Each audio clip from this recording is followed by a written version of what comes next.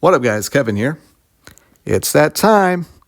I played and beat games. I'm going to put it on the list and tell you what my number one is and what my number 14 is and everything in between. Yes, we're doing a game of the year list. I've been excited to do this because it's been a great year. Awesome year in video gaming for me. Usually every year I beat about one or two games that I just didn't like. This year, I'm looking at my list from like 10 to 14.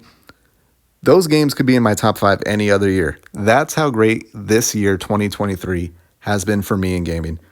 I'm going to give you my list. A little bit of rules here. First off, I'm going to try to keep it under 20 minutes. So I'm just going to talk really shortly about these games. But the way it works for me is if I beat the game for the first time in 2023, it's on the list. That's how it works. I don't even think I have 10 games that released in 2023, but I do have some 2023 launch games. Maybe there's one at number one. Actually, I think, wow, I do have a lot of games in my top five that launched this year. So maybe it is 2023 games of the year. But anyways, let's get to it. Let's start with not number 14. Let me give a shout out to Monochrome Mobius, which I was trying to beat it, but that game is special and I'm just taking my time with it. I started rushing it today after I beat Like a Dragon Gaiden, which is going to be on the list, but I'm like, man, I really want to enjoy this game because I am. That will be on the list next year. Then I beat two expansions, Future Redeemed, Xenoblade Chronicles 3, Future Redeemed, and Tales of Arise Beyond the Dawn. Both of those are like 30 plus hour games, but they're expansions. So I'm not going to put them on the list. But if they were standalone games, that might be one or two. 1 and 2. That's how great those are. I'm kidding. I don't know if they would be 1 and 2, but they are excellent. But let's get to number 14. What's my number 14 game of the year? Fire Emblem Engage. Now, this game, I really enjoyed it. Again, all these games I enjoyed. It's at number 14 because I kind of forgot about it. I was looking at my list today. I'm like, oh yeah, I did play and beat that game. But what I remembered was it was great. I enjoyed it. I know people had some issues with it, but I just remember playing the entire game going, this is pretty all right. This is pretty fun. Not as good as Three Houses, and probably not my favorite strategy game I played last couple years because Triangle Strategy exists. But I really enjoyed this game. And I think maybe people are overlooking it if they haven't checked it out. It's very solid. Very solid. I remember it starting off very... I didn't really like the character direction. Some of the characters were a little annoying at first, but then they quickly grew on me. And then it really became a Fire Emblem story that I ended up enjoying. But number 14, and again, any other year, this would probably be top 5. That's how great this year is. Number 14. Let's get to number 13. The game I just beat today. Like a Dragon Gaiden, the man who erased his name. When I sat down and did my list, I beat the game today. I'm like, yeah, top 5. Absolutely top 5. And then I looked at my list and went, yeah, I have to put this at 13. Great Yakuza game, a very condensed Yakuza game. Just giving you the hits, just giving you the best stuff. Decent story, but all the side stuff. Satonbori, a little part of Yokohama, that's where you're exploring. That's where it takes place, which I find very interesting. And then there's a castle. I think it's a ship outside, out in the water that you can go do. There's a battle arena that's really fun. But yeah, it's just a very condensed Yakuza game, and I love it for that. We don't get very many short JRPGs, so I can appreciate that. Number 12, Ys Book or Ys 1 and 2 Chronicles. Now, I've been wanting to play all the Ys games. I love Ys games. I love Nihon Falcom games. I was nervous and scared to go back to these games or play these games. I never played them for the first time. But when I did, it was a delight. And shout out to David DeVink. I watch his guides or watch his Let's Play when I played through it. Yeah, it's a little bit dated. It's a bump contact gameplay. So you like bump into the enemies to take them out, but it's still a lot of fun. Again, these games came out like what, 87, 88? I don't know when they came out, a long time ago. Played it on Steam, so a little bit of an updated version, the Chronicles version. Just a blast. It really makes me think. I hate when people go, oh man, gaming was way better back then. But then I play these games, I go, I might agree. These games were a blast. So that is Easebook 1 and 2. Another game I forgot I beat this year, but I did, which is Crisis Core Final Fantasy VII Reunion. I sound like a broken record here, but I loved it. I just love the bite-sized little missions, little like 2-minute missions, dumb apples, and Zack. I didn't really know much about Zack. I knew people loved him. I didn't get it, but it didn't take too long into Final Fantasy VII Crisis Core Reunion for me to go, oh, that's why people love Zack, and I love Zack, and I see Zack's in Rebirth, and I'm going to love him there. And the game, they did a great job porting this game. Some of it looks a little rough, but some of it just plays very well. Again, a game where like the missions are like 2 minutes long. So it feels like you can get a lot accomplished in just a few minutes of gaming. But that's Crisis Core Final Fantasy VII Reunion. That was number 11. Number 10. Star Ocean: The Divine Force. Number 10. There might be just a recency bias, because a lot of these games I beat early in the year, and they are later. They're in the bottom 5 here. But Star Ocean: The Divine Force, I think, was my first Star Ocean game I beat. I played about all the others, especially the second chapter now, which will not be on this year, it'll be next year. But Star Ocean: The Divine Force, little rough around the edges, definitely a budget, but they did make it look good in certain areas. And I love the cast. I love the story. It's great. I mean, you give me great characters like you do in the Divine Force. I played Letitia's route, which was a little bit more grounded. But yeah, I love this cast. Albie, one of the dudes, one of the kind of stricter, super serial dudes in the game. You meet one of the ladies, and they call him Albie, and they're like, Albie, like everyone together making fun of him for it. It's little moments like that that just make me go, yeah, this is what JRPGs are all about, just silliness. Super serious and super silly in a seriousness game. And there's a lot of silly here. Collecting bird poop to cure COVID or whatever's going on in the game. Love it. Like a callback to First Departure. Great stuff. That was number 10. So we're top 10 now. What's number 9? Final Fantasy VII.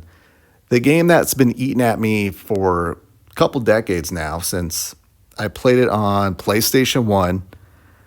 I got to a boss on the PlayStation 1 version, and like I saved it with no health, and like immediately it was a boss fight, and I just couldn't beat it. It was just impossible for me at that time. I think I was like in 4th grade. And then I just quit and never went back to it until this year. And I played the whole thing. I get why it's a classic, why it's everyone's favorite. Could be my favorite too, but I played the remake, which I love a lot, and I played other Final Fantasy games. And this one is, we still got a couple more, guys. But yeah, great cast of characters. And it's interesting playing past the Midgar part, and you go, oh yeah, there's more to Final Fantasy VII than just Midgar. Midgar is such a small part of the game. But that's all you played in remake. And yeah, I understand why it's everyone's favorite. It's a classic. Next up, number 8. Number 8, Trails to Azure. This game was going down as the best game of all time. I was playing it. I'm like, this game is perfect. It had a little bit of a darker, more serious, more like shit was going down mood compared to From Zero, which I believe was my game of the year last year.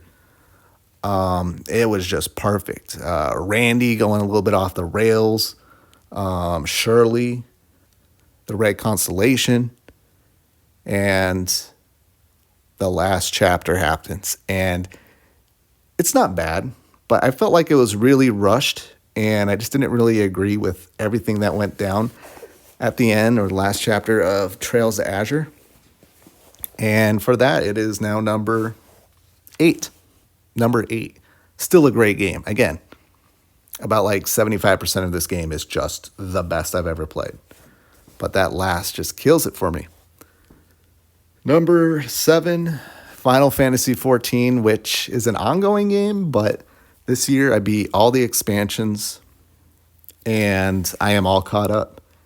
And I loved it. I absolutely loved it. It is a journey unlike any other that I probably will ever take again. Playing an MMORPG or RPG MMO, JRPG MMO. Just something about hanging out with the same characters over hundreds of hours. It's probably why I like the Trail series. But you really learn to grow with these characters. Like characters I hate, I end up loving. Some characters I love, I end up not liking so much. But absolutely a great experience. Probably would be higher on the list if it wasn't an MMO, if they did like a single player version. Having to do like the trials, raids, whatever, with others, and especially being a healer, it's super, super stressful being a healer, trying to keep everyone healed. But in the end, it tells a very great multiple stories, even the side stories and stuff. Excellent. If you're into Final Fantasy, I would give it a shot. It's something that if you're a Final Fantasy fan and you go to your grave without like playing it or checking it out or anything, are you really a Final Fantasy fan? But hopefully they do like a single player version like they're doing with Dragon Quest X and they bring it out west. So Final Fantasy XIV, number 7. What is number 6? Ys the Oath in Felghana. So I beat Ys Book 1 and 2, and then what's the next one? Ys the Oath in Felghana. This game is it's so good. It's so good. Like I went in understanding that people love this one, that it's a lot of people's favorite. People say it's the hardest. For me, it wasn't too hard. It was easy to level up. I think Ys 8 is still my hardest one I played and beat, but that was also my first. But it's just 2D, like perfect action, great story. Again, when did this game come out originally? It came out in the 2000s, right? But to me, this is like peak gaming right here. This is peak gaming, just how great this game is. Ys the Oath in Felghana. It's a reason to own a PC. You don't need a powerful PC to play it, but it is definitely the reason. And that is number 6. Number 5, Trails in the Sky. I did this game a big disservice because I started playing it, I think, May 2019. And I was slowly crawling through it. Like every few months, I would play like an hour or two. Up until this year, like May, I beat it. And because I was waiting for it to eventually come to console, which it sounds like it is now. And just taking so long to beat it and just kind of not remembering what's going on and not getting a good groove really did this game a disservice because it might be number 1. But I loved it. It starts off slow, but I love games that start off slow and you just learn the characters, learn the world, just soak it all in. And things are just not super serious in the beginning of games like this, just starting out. And loved it. You tell me it's the best one, I probably go, yeah, I agree. Even though I don't agree, I agree. Because we'll get to the best one here shortly. But yeah, that's Trails in the Sky, first chapter. What's number 4, guys? Number 4 is a combination of 4 games. Final Fantasy 1, 2, 3, 4. The Pixel Remaster. Now, I haven't beat 5 or 6, so maybe I'm cheating here. I didn't want to put all 4 games separately on the list because, my God, this game would just be Final Fantasy. Top 10 Final Fantasy games. But what an excellent, excellent compilation of Final Fantasy games. My only issue is they kind of all play and look the same because it's all one collection under one art style. But that being said, great. Even Final Fantasy II, which people crap on, excellent game. Play it on PlayStation or Switch. The PC version doesn't have some of the boost modes. Like you can't turn off combat on the PC version. But yeah, again, this is just pure Final Fantasy goodness and just pure gameplay. Absolute gameplay. As the games go on, there's a little bit more, cutscenes or stuff, but it's great. If you want to see how the fudge is packed with Final Fantasy, pick this up. Even for $80, it's worth it. But that is number 4. What is number 3? Hi-Fi Rush. We went into 2023, January 1st, 2023. Someone comes up to me, Hi-Fi Rush is going to be number 3 game of the year. I would be like, huh? Because you remember January, it was stealth dropped. We learned about it and it was stealth dropped. And I remember that announcement going, wow, that game looks really good, but a stealth drop from Tango Gameworks, the Evil Within guys, this game's not going to be good. It's not going to be good. And it turned out to be good. It turned out to be really, really good, to the point where people thought it was snubbed for Game of the Year nomination. But also I saw VGC gave it their Game of the Year. Absolutely. Chai, Cinnamon, or whatever their name is. Voiced by, we got Robbie Damon and Erica Limbeck, and the voice acting's great. The combat, which is rhythm bass, I thought that was going to turn me off, but it's the first game that does it well. Basically like, hey, if you suck at it, it's okay. You're still going to do all right. And the game kept getting better as it went along. There are some very unique boss fights, and it's just a very short game. It still took me like 15 hours, but I loved it. The art style and everything. Yeah. Number 3, and this game was number 1 for most of the year too. Hi-Fi Rush. What is number 2? It's number 1 and 2. I went back and forth. I think after I beat this game, number 2, I was like, yep, game of the year. Up until recently, where I really thought about it and I went, you know what? I think I have a new number 1. So number 2, what is it? Final Fantasy 16. And I think the reason why it's not at number 1 is it's a very dark, a very grim, not a very pleasant world to be in. A lot of bad stuff is happening. And I like JRPGs for their bright colors and just goofiness and stuff like that. And there's some of that in here. But Final Fantasy 16, wow, tells an amazing story with an amazing characters and amazing gameplay. I love it all. People don't love it. I can understand why. People have an idea of what Final Fantasy is, and I think after playing this, people go, that's not it. To me, it's just an excellent game, and my God, that ending I still think about to this day. It effed me up. It effed me up in different ways. But I love Final Fantasy 16. I can't wait for it to come to PC next year because I'm going to play it. The DLC, I'm about to play that as well, too. They just dropped some DLC. More is coming. But Final Fantasy 16 is, yeah, I won't accept any slander. I can accept people playing it and not liking it, but I thought this game was excellent. Excellent. It just, even the creator of Final Fantasy said, yes, this is a Final Fantasy game, and he loved it. Final Fantasy 16. Now, number 1. Got a lot of Final Fantasy games on this list. Got a lot of Trails games on this list. And I think this might be my new favorite Trails game. Number one, my favorite game, the game of the year, The Legend of Heroes, Trails into Reverie. A game that I went into, the game comes out in Japan, and I just don't hear any real fanfare about this game. I had no idea if it was good or bad. But then it launched, and then I heard people say, it's pretty good. And then I played it, and I went, no, this might be the best Trails game.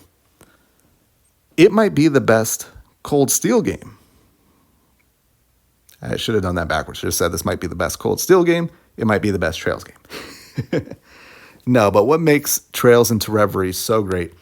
Cold Steel 4, probably my least favorite Trails game.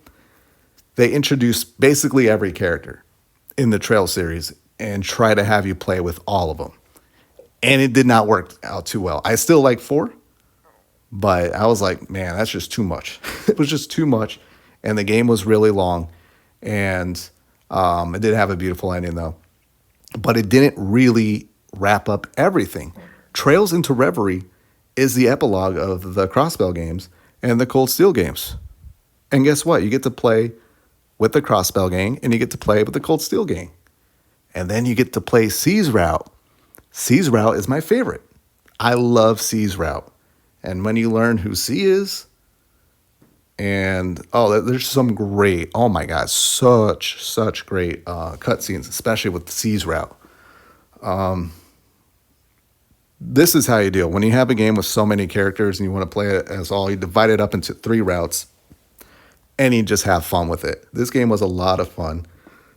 It kind of reminds me of a Yakuza game. Like you have the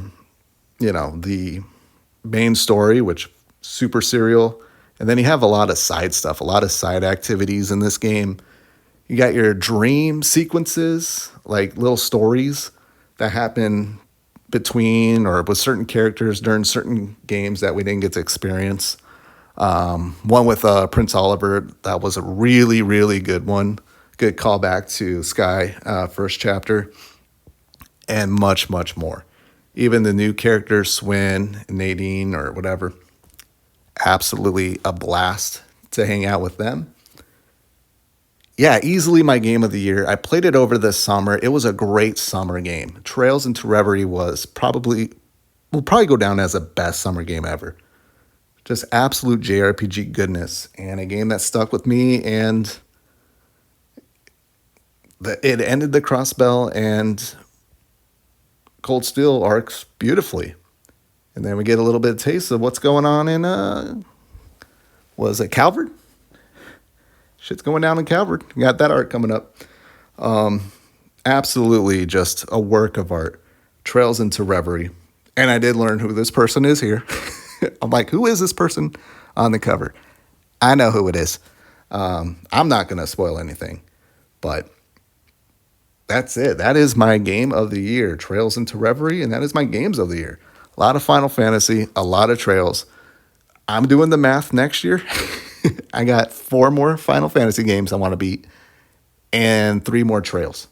So I'm probably going to have 7 Final Fantasy and Trails games next year. But hey, that's going to be an awesome year of gaming. Let me know what your game of the year is if you made it this long. I doubt it. These videos never do well. But for those that stuck around, thank you so much. And thank the gaming gods for giving me an excellent year of gaming. Can't wait. I'm going to start off 2024 with Monochrome Mobius. That is an excellent game. Probably would be in my top 10, but didn't beat it.